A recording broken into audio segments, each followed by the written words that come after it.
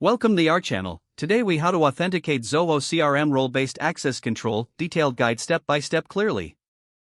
To begin, log in to your Zoho CRM account. Once logged in, navigate to the setup icon in the upper right corner.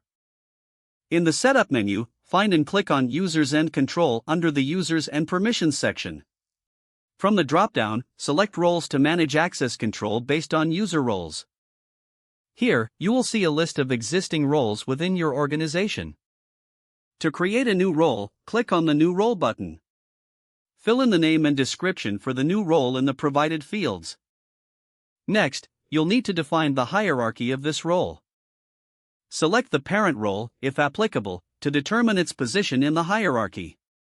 Once the hierarchy is set, move on to configure the permissions for this role. You have options to customize data access for modules like leads, contacts, and opportunities. Review each module and choose the appropriate access for users assigned to this role. You can set permissions to view, create, edit, or delete records.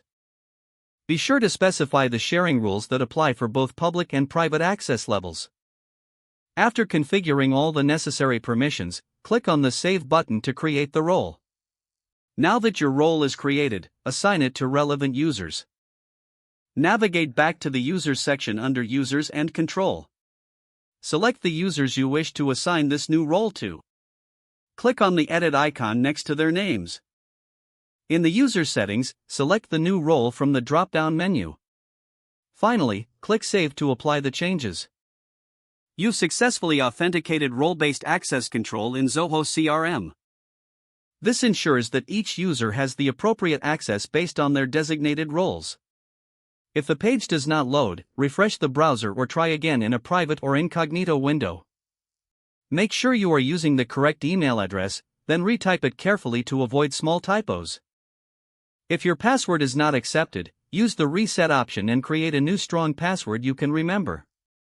Check your spam folder for verification or security emails, then complete any requested confirmation steps. Enable two-factor authentication if available to improve account security and reduce unauthorized access risk. After signing in, review your profile details so your contact information and settings are accurate and current. Don't forget to like this video and subscribe to our channel for more step-by-step tech guides.